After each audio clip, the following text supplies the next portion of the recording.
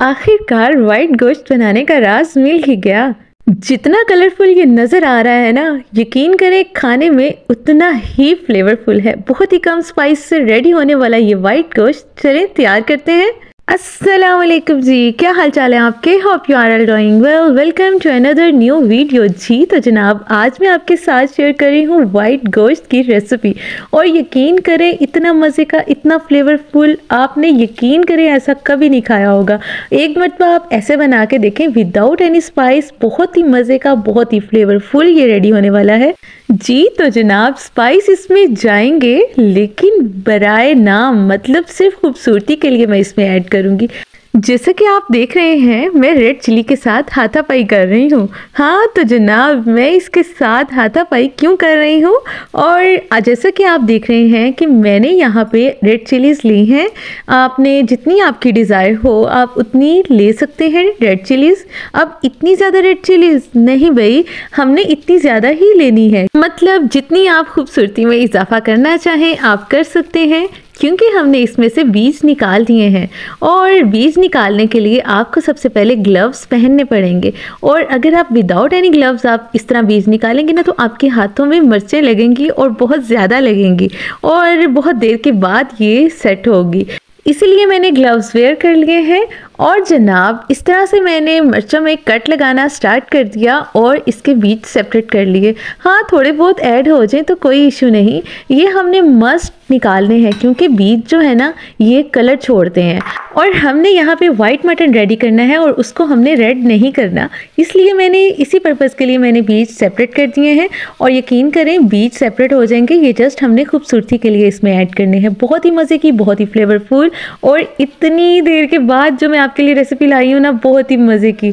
और जनाब, ये आप ज़रूर ट्राई कीजिएगा और अपना फीडबैक भी शेयर कीजिएगा। और बहुत ही मज़े की, बहुत ही डिलीशियस रेडी होने वाली है। और मेरा नहीं ख्याल अभी तक मैंने यूट्यूब पे ऐसी रेसिपी देखी है। ये रेसिपी मेरी खाला की है, मतलब मेरी खाला मतलब मेरी मामा की कज़न है ना, उनकी रेसिपी है।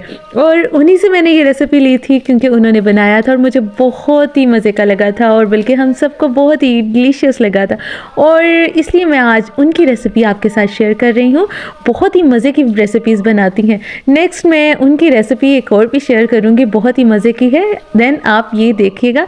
आज मैं आपके साथ बहुत ही देर से, बहुत ही दिनों के बाद आई हूँ, और यकीन करें मैंने आप सबको बहुत मिस किया, बहुत ही ज़्यादा। क्योंकि आजकल यहाँ पे गैस का बहरान बहुत चल रहा है ना, आपको पता है सर्दियाँ हैं, सर्दियों में गैस की लोड शेडिंग और वैसे भी लाइट की भी लोड शेडिंग होती रहती थी, और मैं मैनेज नहीं कर पाती थी, और कुछ मैं आउट ऑफ सिटी भी चली गई, और उसकी वजह से ना मेरा तो टाइम टेबल हो गया ख़राब।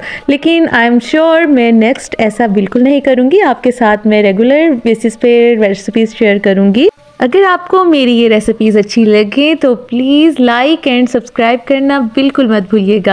लाइक एंड सब्सक्राइब करने से मेरी हौसला अफजाई होगी, और मैं रेगुलर बेसिस पे अपनी रेसिपीज़ आपके साथ शेयर करती रहूँगी। जैसा कि रोज़ मेरे किचन में कोई मेन्यू होता है ना, वो मैं आपके साथ लाजमी शेयर करूँगी कि आज मैं क्या बना रही हूँ, अपने घर वालों के लिए क्या बना रही हूँ, वो आप भी देखते हैं।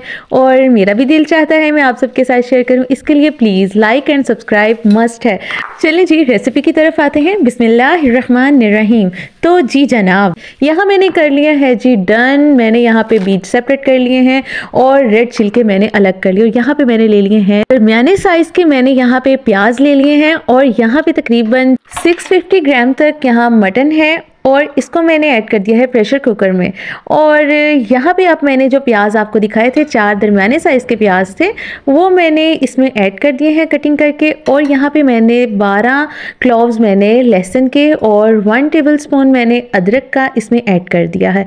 और यहाँ पे बड़ी इलायची, 1 इंच का दालचीनी का टुकड़ा, और मैंने कुछ लौंग लिए हैं 4 से 5 अदद, वो मैंने इसमें ऐड कर दिए हैं। और मैंने 2 चाय के चम्मच मैंने इसमें नमक ऐड कर दिया है, और आप अपने टेस्ट के अकॉर्डिंग इसमें नमक ऐड कर सकते हैं। और यहाँ पे तकरीबन मैंने छोटे वाला ग्लास आप पानी का ले लें, या आप उतना पानी ऐड करें जिसमें हमारा मटन गल जाए। और यहाँ पे हमने मटन को 90% तक गलाना है। यहाँ पे हमने फुली कुक नहीं कर लेना, 90% तक आपने थोड़ी सी कसर रखनी है, मतलब थोड़ी सी कसर आपने रखनी है मटन को गलाने में। और यहाँ पे जनाब हमने वेट लगाया था और तकरीबन 8 मिनट मैंने वेट लगाया।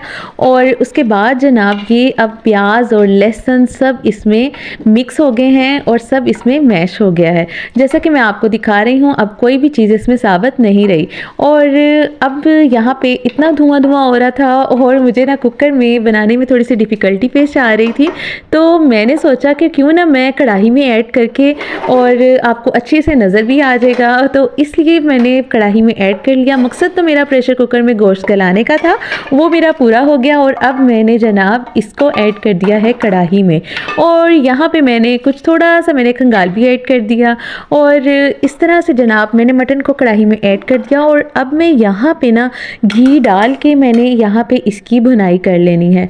यहाँ पे तकरीबन 1 से 1.5 प्याली मैंने घी ऐड किया है। ऑयल की बजाय अगर आप घी में बनाएंगे तो घी में टेस्ट आपका ज़्यादा अच्छा आएगा, वैसे आप ऑयल भी यूज़ कर सकते हैं। यहाँ पे मैंने अब घी ऐड कर दिया है और अब मैं इस घी को इसमें अच्छी से मिक्स कर रही हूँ। और इसके बाद मैंने मीडियम टू हाई फ्लेम पे मैंने अच्छी तरह से ना इसको कुक करना है, मतलब इसकी भुनाई कर लेनी है। चलें जी, मैं अब इसकी भुनाई कर लूँ अच्छे से।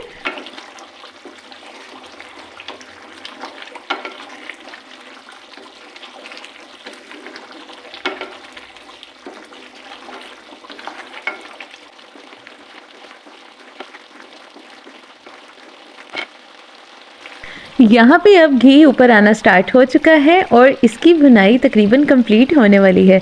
जैसा कि मैं आपको इसका क्लोज़अप भी दिखा रही हूँ कि कितने अच्छे से इसकी भुनाई होना स्टार्ट हो गई है और बहुत ही मज़े की, बहुत ही अच्छी खुशबू आ रही थी इस टाइम तो।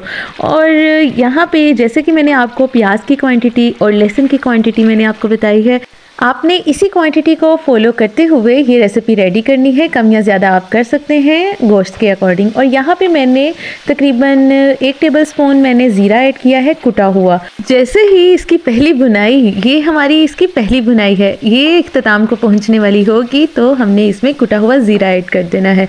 और यहाँ पर जी इसकी मुकम्मल भुनाई हो चुकी है।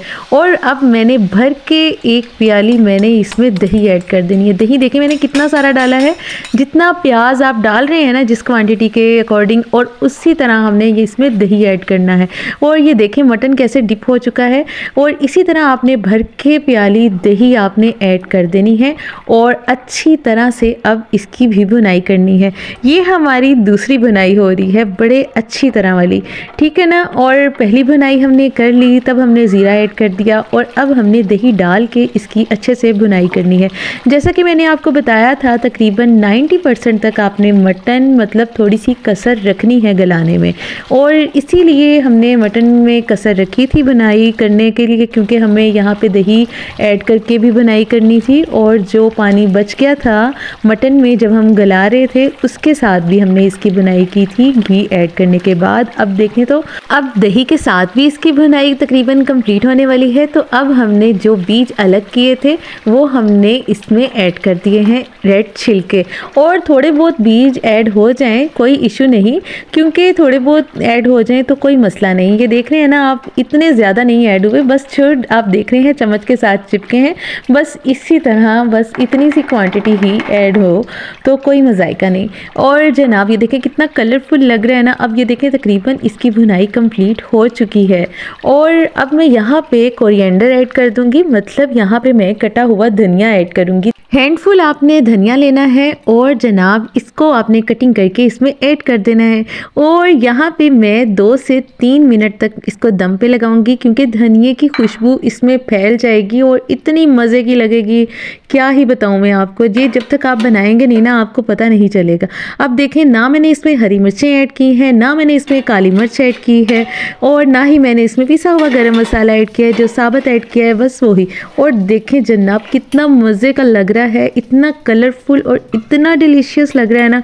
आप यकीन करें खाएंगे ना आप भूल जाएंगे, और किसी तरीके से बनाया हुआ मटन आप भूल जाएंगे। आप कहेंगे बस यही बनाए हम और यही खाएं। बहुत ही मज़े का, बहुत ही शानदार और बहुत बहुत ही आला। अब यहाँ पे मैंने इसमें कटा हुआ अदरक ऐड कर दिया है और धनिया ऐड किया है।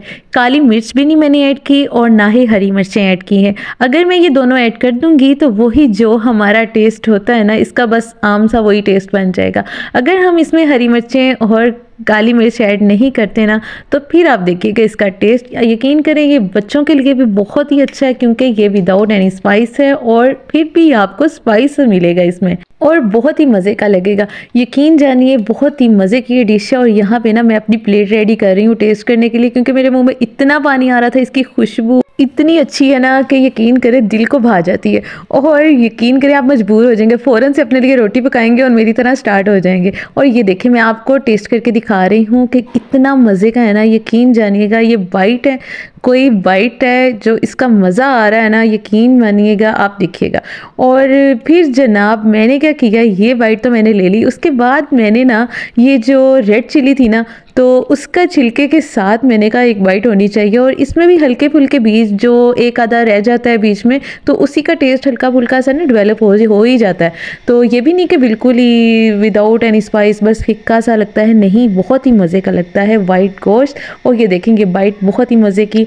और अब मैं आपको इसकी बोटी भी दिखा रही हूँ कि देखें कितने अच्छे से ना ये गल चुका हुआ था, बहुत अच्छे से गल चुका हुआ था। ये भी नहीं कि ये इसके रैशेज़ अलग हो गए हैं। इसकी भुनाई हालांकि हमने बहुत ज़्यादा की है, कसर रख के मैंने इसे प्रेशर कुकर में से निकाला है।